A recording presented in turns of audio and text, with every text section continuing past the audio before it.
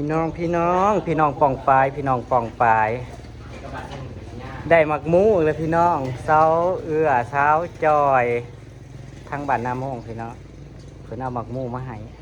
สวัสดีเด้อพี่น้องปองปลายผู้คนพี่น้องอันที่จริงมันเอารถ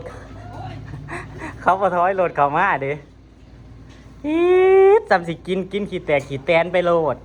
พุ่นคือบอกไปซอยผู้หญิงแน่ผู้ใดเป็นผู้ชายนั่นคือให้ผู้หญิงยก มาเด้อมากินตำขับปุ่นเด้อมึงเนี่ยเฮ้ยจักว่าจักกระสอบหน่อยเฮ้ยจักน้องไว้หน่อยเฮ้ย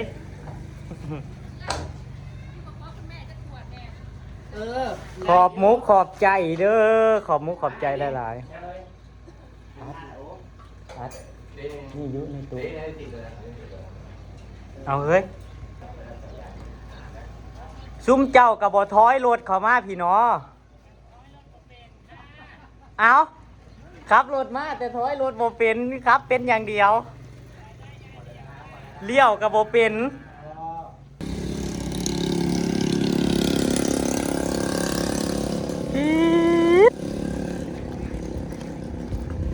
จัก10 หน่วยจัก100 หน่วยนี่จัก100 หน่วยนั่นแม่น้องเทนนี่เนาะโดยเจ้าดิเริ่มเรื่องอะไรกันได้โดย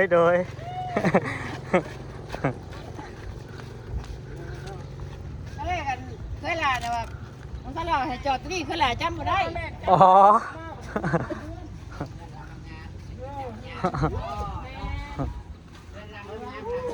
ผู้ใดคือสื่อไฮไลท์แท้ผู้ใหญ่ใจดีทางไหนนี่ฮะ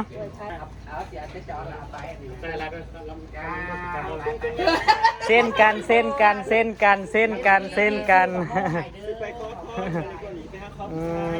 นั่นเด้คุณแม่ไปกี่คะ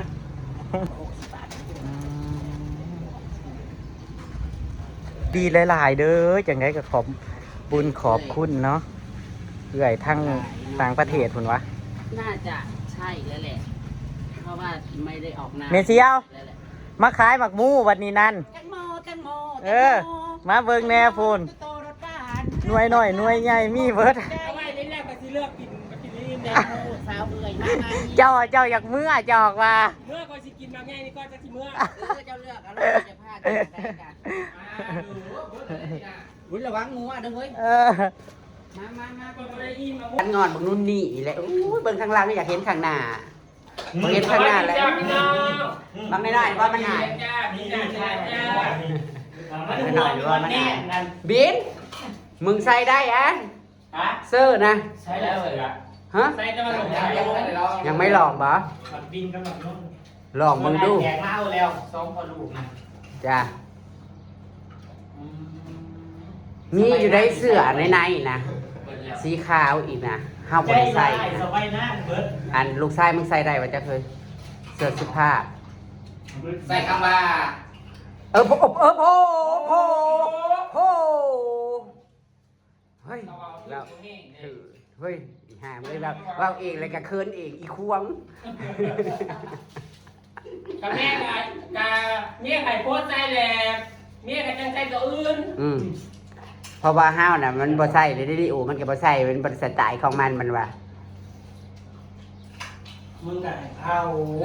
บัวตายเนี่ยเอาตัวไม่เนี่ยเอาแล้วเวลามึงบอกงานกับผ้าเขากะสีขาวอยู่ห้องเฮาหักมันลายจุดดิให้เขาอยู่ในเพื่อนเนาะให้เขาบอกหักยันแต่แขนมันเคินแล้วเพราะว่าอันนี้มันแขนยาวเลยเพื่อนกับยามันแซ่บอีน้อยแต่บางโมมะพามันคือเก็บเนี่ยตื้อมาเลยไม่ปวดขา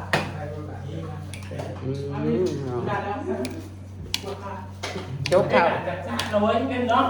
โจ๊กข้าวให้แม่ในปั่น1 ลูกบ่แม่นว่าโจ๊กข้าวให้ลูกได้ลูกโจ๊กข้าวให้แม่เขาเป็นเด็กครับ เมื่อยได้ตะเกียบสิตามมอพี่น้องเอ้ยหม่มอกระเป๋าเลยแหละขนาดนี้น่ะตื่นมาแล้วไปเป็นน้ำไปยกคอนไม้แต่เช้านี่ก่อน กินแล้วกับเป็ดกินหมกมูเฮ้ยสิกินหน่วยได้ก็เลือกเอาหน่วยน้อยหน่วยง่าย มันก็ได้ไปได้กับเจ๊กโล กูเต็มจักหน่วย แต่ที่น้องผักก็โอ้ บอลปูผักเนี่ยเอาไปไหนให้มันแจกเลยไปอยากกินอะไรบ้างกินอยู่นี่จนเท่าว่ากูดอกแล้วมันเบิด กูได้มาซอยที่รับแปดกับกินทั้งหมกมูทั้ง ที่บ้านจะไปเช่าเจ๊ไปมากก็ เดี๋ยวเจ๊จะล็อกมือทางเลยมาโลดมึงไปกินงูอ่ะ อาจารย์กับเจ้าโอ๊กมานอนดีละ ก็พบอกว่า มาแล้วกระเป๋าเสื้อสีมาวันที่27 ตัวครูกันหน้าสีมาวันที่เช้าเจ็ดตัวเป็นสีจับวันที่เช้าแปดเจ็ดเป็นจะมากินฉลองก่อนเป็นว่า อันที่ปิดจูดนะเจ้าค่อย เก็เป็นเทียงกัน มาดูหน่อย พี่น้อยต้องใส่ตัวนี้ดูกลัวเข่าใด อันนี้ครับ กลัวตัวนี้กับ บอก ง่า เอา ย คำสั่งฉันสิเป็นคนเบียดบอก แม่กลัวบ่แต่หลอดอยู่ตัวน่ะตัวใส่หลอดอยู่ฮะ บอลเอาตัวเองกับพี่ลูกเอาไอ้ตัวอะไรกับลูกของจับบ่เอาไอ้ลูก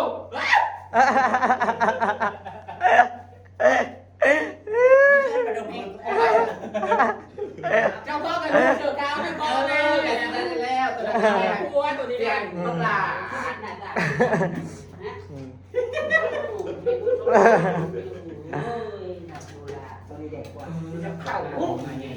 เบียดจะว่า โอ้ยมาสูบ มันสุกอยู่ สูบนี่แทรกกันไปเรื่องเลย พี่น้อง ตัวนี้ดิแทรกกันเดียวกินบ่กินบ่ เคย ซีมน้ำมันเดี๋ยวมันจะหายมาแต่โม่ไปเลยมันสิว่ากัดกันเดียวเด้อ สาวเอื่อยสาวจอยเคยล่าแล้วก็แม่น้องเท่นพี่น้อง เอาหมักหมูมาให้บางทีนี่พี่น้อง สีงามนะ หลายหน่วยแล้วพี่น้อง ไปเลือกเป็นแรกเนี่ย กินขี้แต่ขี้แตนมืองาน แล้วก็ขอบคุณเด้อขอบคุณหลายๆเด้อขอบคุณหลายๆขอบคุณเอื่อยเพิ่นเด้อจักไอติมจักแตงหมูเนาะมืองาน พอจะต้องปาดถึงนี่ก่อนมาจากมืองามถ้าถึงลาดถึงก็ติดต่อไปนั่นแหละใช่การเจ้าไปเฮ็ดกับซีนเฮ็ดเอาการไม่เอาให้พ่อไปเสียไม่รู้สิกันหรอครับเจ้าไปเฮ็ดทำไมว่าก็ว่าชื่อว่าประชินเวทีมันเป็นเมื่อยบ่พูดเป็นเกณฑ์กะมันเป็นยังไงมือหมู่บ่บ่เนี่ยบ่แค่กะก็ได้เป็นน้อย หนุ่มๆ3หนุ่มแต่งตัวหล่อๆเด้อมื้องานเด้อ มันล่อมองไหนเขาก็ล่อเยอะเลยบอกมันเป็นจีบกับพี่งานไปร้านเยอะบ่จะทำกินของมันมันสูงไอ้กูมือก้อนยูมือก้อนอ่ะบ่สูงเด้อพี่น้อง หวานเยอะ ทักเบิดหวานนี่เบิดอ่อน เจ้าก็ขายแตงหมูในเมเซียว ว่าเฮ้ยเขาจะไม่ยุ่งเมเซียต้องทำกินอยู่ เจ้าก็ขายให้แน่แตงหมูนั่น ไม่ได้ทำมาแล้วนะก็อย่าโคตรแซ่บแต่โมมันเป็นยา ก็สร้างแหละ ขายแล้วนะโมเลยว่าสู้นะ โอ้อันนี้ของเราปลูกเองบ่ ซื้อข้าว อีด เอามาเลยกินเนี่ยเอามาตัวแดงเอาตัวบอลว่างามใส่สีเงินอันนี้กินเลยคุณ ว้าย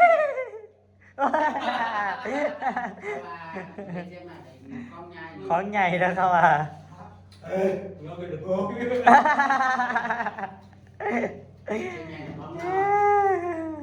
แน่โป้แต่ด้วยเป็นโดนทั้งมดแมวเนี่ย ย่ำเมาเขากับเบิงอยุเขาหนวดให้คืออีน้อยอยุ เฮ้ยบ่มากกว่ากันนวดดู อีน้อยนั่นย่ำอุ้ย มีโทรศัพท์ มักกะโดนแขว อีน้อยนั่นย่ำมันเมานั่นเขาหนวดเขาค้ำมันเจ้านั่นเขาหนวดเขาค้ำอยุเจ้า เมื่ นั่ อน ไปแต่บ่มากกว่ากันยังนวด แล้วน้ำไหลโคราช กินแบบแซ่บๆดูกินแตงโมแบบแซ่บๆกินจังใด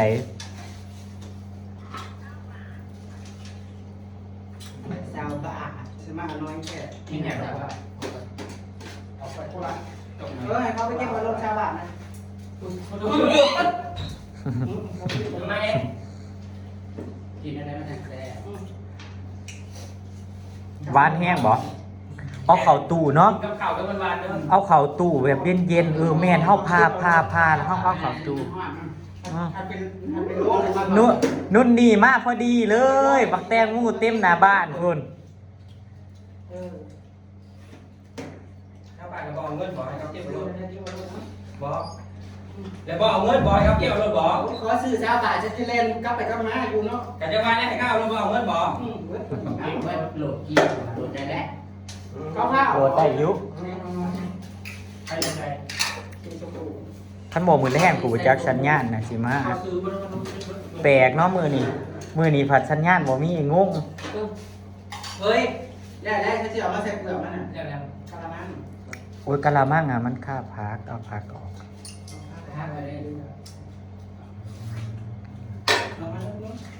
อันนี้ยังจะเล็บอยู่ป่ะ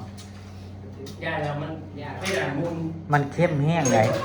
เข้มแห้งหรอก อย่ามันเต็มเจ้าประยุกต์ต้องให้มันวัวเอาฉันไปกินกับโมลายนะนู้นนั่นดีเอามาใส่เปลือกมันเป็นนัวนัวเนี่ยเตี้ยจังหวาน มาเจียวเลย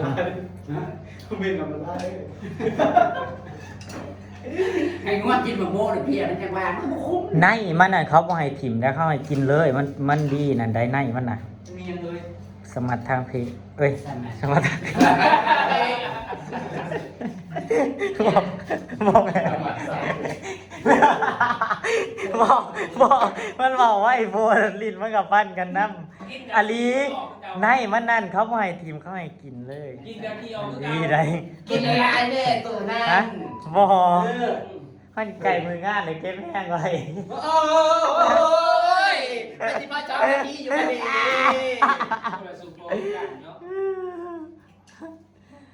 ใช่แล้วมาโก้ละ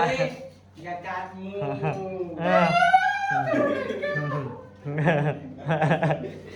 แค่ชอบแบบนี้ ใครก็เสียวิ มาหรอ เศร้าวิคิดสั้นเป็น เตะลายได้เลย 3 วิ ซาวี มันจะอ่านได้ลาย ชอบแล้วแหละ ก็จะมีแต่ไม่มี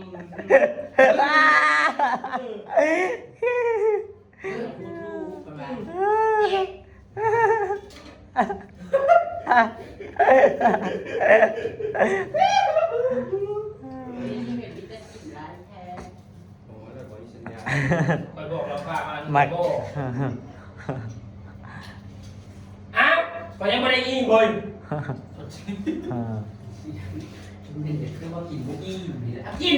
กินแม่ปานให้กินน่ะกินโลดนั่นคือจังไงวะลืมหมักแซกนั่นบอกกินบ่เอาให้มันแนมว่าถึงอายบ่ยังสิอายอยู่บ่อย่าสิอายมักบินน่ะแฮงอายกิน โบเวลากินนะทุกนี้ก็มาว่าให้กันยังไงครับ เนี่ยบอกแล้ว ให้กินไปหมักเก้ามูบอกว่าอยากอะไรมันรวยอะไรมูอยากกินหมากนี่มันจะแดกที่เรื่องแค่กูยังกิน เอ้ยหมาได้กันกี่ว่าดูบาทกี่ มันมี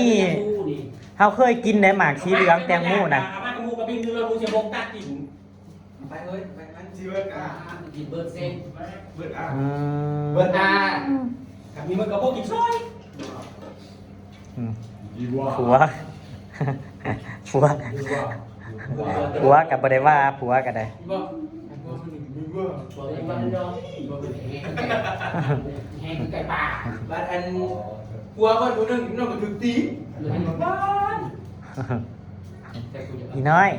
เอาให้ผัวแน่ เฮ้ยกลัวป่ะมันก็ว่าคือแล้วกู เบิ่งแหน่ผัวเขานั่นเป็นงานเป็นการหุ่นนั่งเมียเว้าก็นั่งยิ้มบ่ได้แม่นสิอิหยัง อยู่กับพวก อืม กับพวกนี้เนี่ยเราคือมันโอ้ยแค่เราไม่ได้เอากับยิ้ม